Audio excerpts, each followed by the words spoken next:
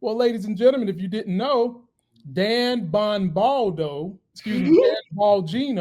is threatening to leave his deputy of Secretary of Deputy FBI position because of what has gone on, this explosive issue with the Epstein files and Pam on her bended knee Bondi lying. Take a look at this.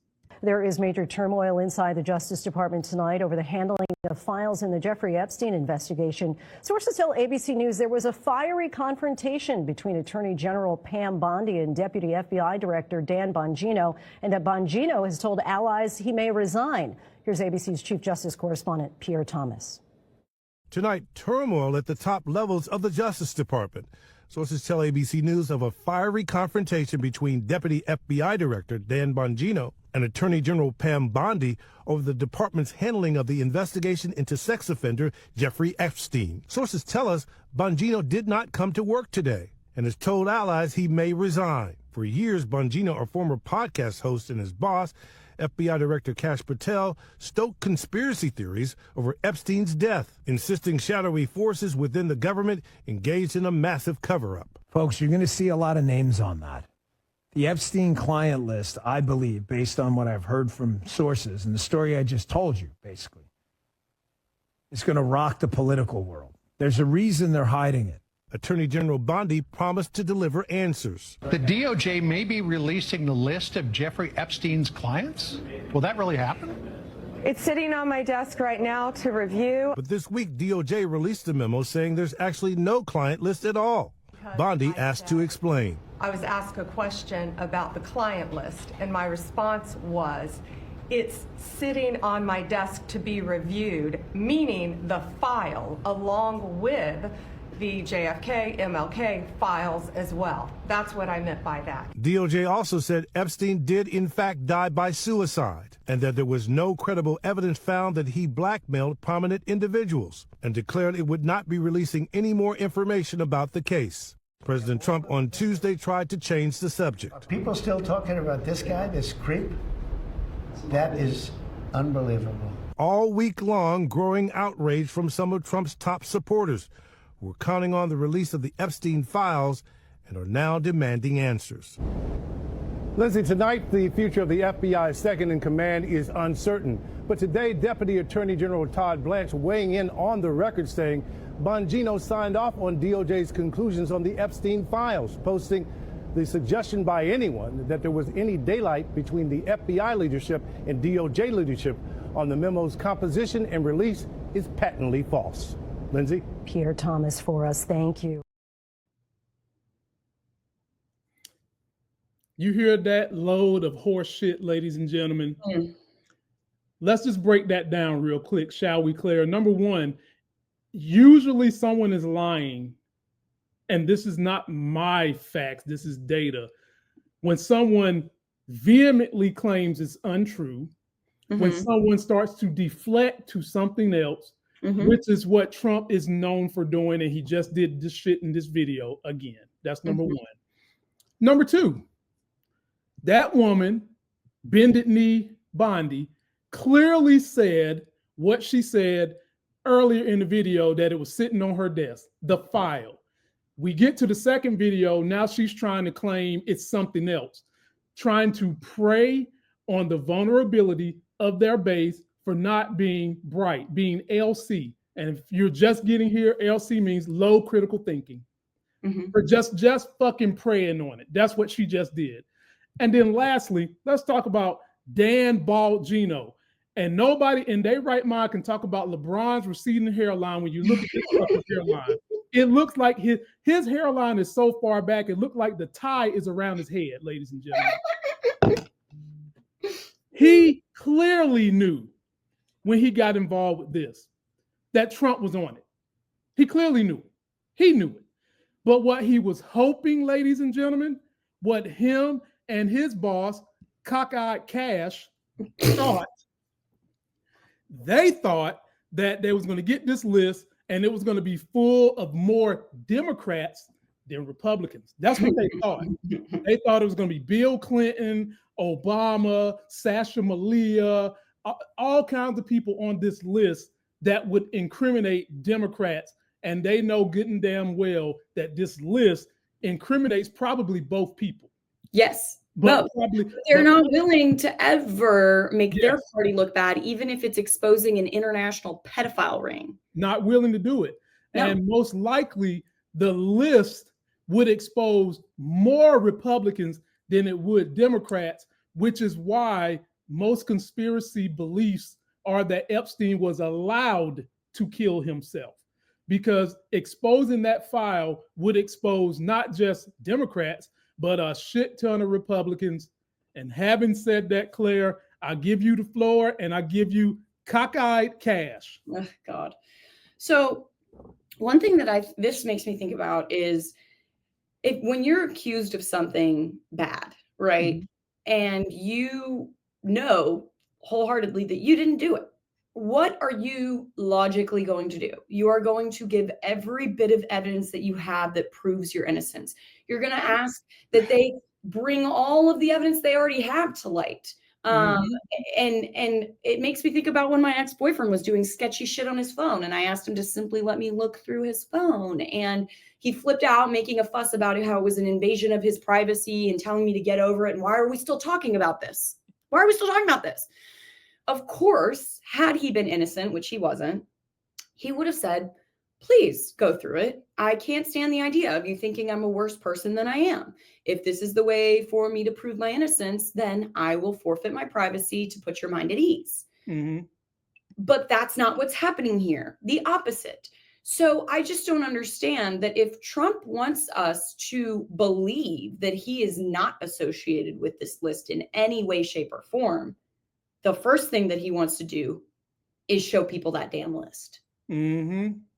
And on top of that, MAGAs, they know this too. Trump is selfish. And that's why they like him, because he's not really thinking about other people. He's thinking about himself. Mm-hmm. And they think that that's badass, or however they want to put it. Right. Well, what that means is he's also probably not protecting anyone, because that could be other backup, like, oh, so you're not in it, but one of your good friends is. That doesn't make it any better, because you're still covering up and protecting pedophiles. But B, it's not likely that he would do that anyway. I don't think that he would, hide something because his buddy that's another billionaire or someone in his cabinet or someone else is implicated, which makes it look more and more and more and more like his name in particular is on that list. Mm-hmm. And for those that don't understand what Claire is talking about, because this is a show that believes in receipts, let me pull up some receipts and I'll read it out loud to you. Claire, here's Exhibit A from the Claremont Show. Okay, Exhibit A from the Claremont Show. Donald Trump, Jeffrey Epstein, a timeline of association. Now, of course, being that just because you're associated with being around someone does not make you a criminal. What makes you a criminal is the preponderance of evidence that supports you was engaged in the behavior. So let me read this.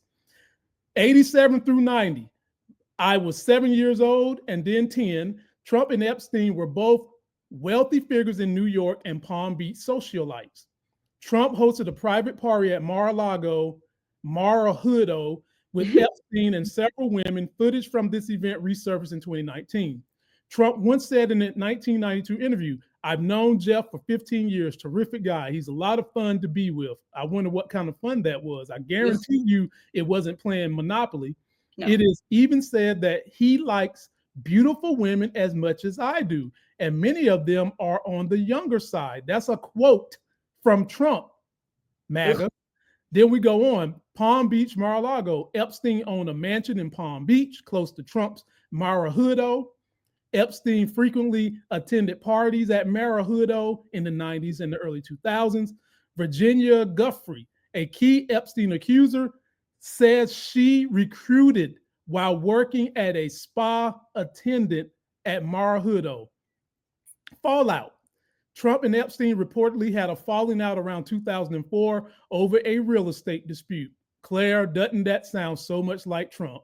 Of course. Not the moral stuff, not because he ended up on a yacht with Epstein and realized he was trafficking girls. No, it was because of some petty political, not even political, real estate, of course. Yeah, it was the money. It was the money. All right. So Epstein's Black Book and flight logs. Trump's name appears in Epstein's infamous Black Book of Contacts, though less frequently than others. Whatever There that are means. no verified flight logs showing Trump aboard Epstein's private jet, the Loeta Express, unlike Bill Clinton or Prince Andrew, for example, who were shown to be on the private jet. Mm-hmm. All right. After Epstein died by apparent suicide in jail, Trump retweeted conspiracy theories implying Epstein may have been murdered, notably pushing the Clinton connection. Of course, he would push that. And of course, something like that would happen when most likely a bunch of people who are Republicans and Democrats probably wanted his ass dead because they knew that they both would be on one of the very few things most people agree on is horrible: pedophilia. Teaching points. Right. Power and access. This is something Claire just talked about when it comes to psychos and pedos. She just got finished giving y'all her LSTAT dissertation. Power and access. Trump's relationship with Epstein highlights how wealthy, powerful individuals often travel in the same circles, sometimes, and I would say most of the time, overlooking bad behavior. Media literacy. Trump's efforts to rewrite or downplay the relationship show how narratives can be manipulated once the public is watching. Last but not least, accountability. The lack of legal counsel for many of Epstein's circles shows how justice system often fails victims of people who have power and predators. Claire, floor is yours. Are we ever gonna see these files and hold these people accountable for the thousands of women and some men I've heard that they took advantage of while being underage? That I have no idea of. Honestly, it is so, I mean, if either party were trying to cover it up, that at that point is just a it's a disrespect to every single American. And then it's also such a disrespect to all of the victims, that there are these people that are known, that we have evidence of being the worst kind of person that pretty much any of us can imagine. Preying on the truly most vulnerable people and putting them through things that they will never be able to psychologically recover from fully. And yet we have all the ability to put these people to justice, and everybody's sitting on their hands. And I mean, I don't know how it would look if the Democrats were in power and we were demanding it, but I know that the Republicans, if they're going to be implicated, they're probably going to try to avoid having it spoken about at all, which is messed up. So what I'm thinking about this is, first of all, I want to talk about Pam really quickly. Oh, yes. Everyone's coming after Pam. I don't love the woman. All right. But what I will say, I think it's so ridiculous how they're forgetting that she serves Trump.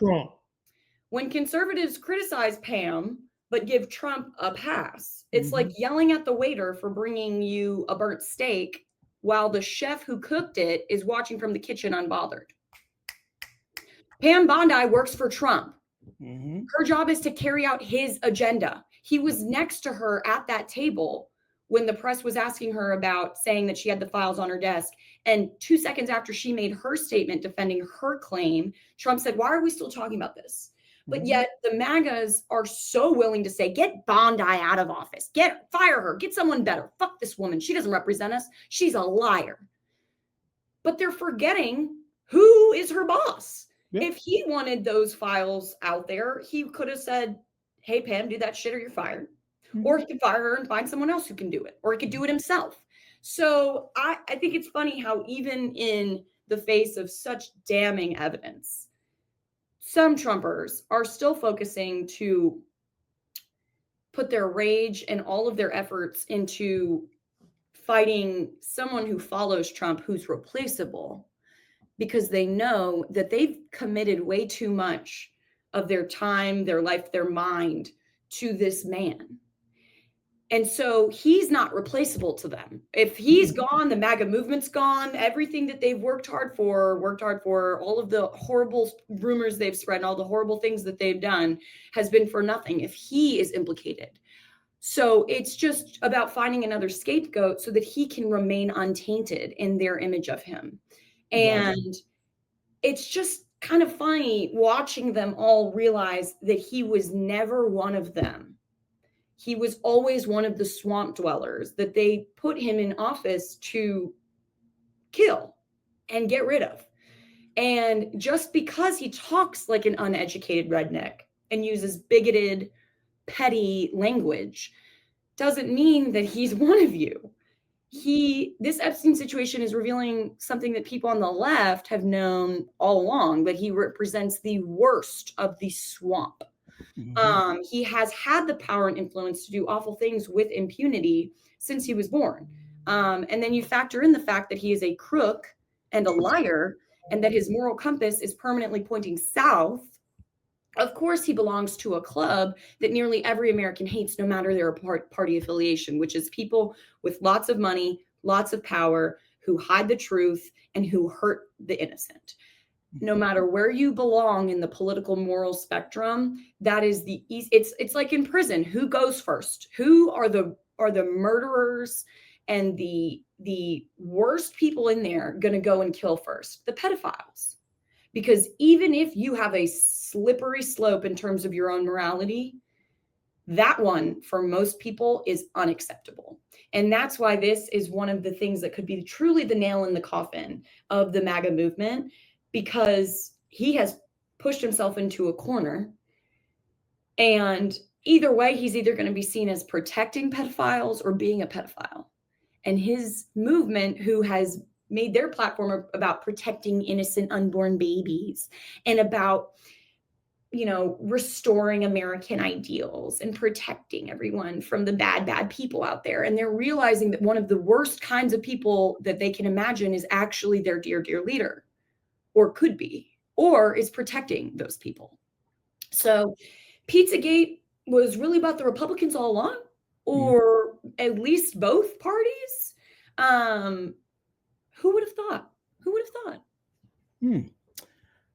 Sadly, Claire, I do think Trump could weasel out of this by pulling the religious card, because the Republicans have done a great job of something the Democrats have done a bad job of stopping, which is allowing religion to infiltrate not only government facilities and government policy, but also infiltrate public schools. And so when you get people to believe in that type of magic, it makes them susceptible to a man, because the book of God basically says a man is the leader, which also causes a divide in belief of woman. And I'm not supporting Pam Bondi either, but I get what Claire is saying. She's only doing what the man who's head of the table is telling her to do. And he's not catching any strays. Right. And even with that, these people have such cognitive dissonance that they can disconnect Trump from this overall situation. And even if his name came on it, they probably would say it's a lie. It's a conspiracy. It's the deep state, because they have such a dissonance for him, and they've been ingratiated to him for so long that some of them are triple Trumpers and to this day still believe in Trump.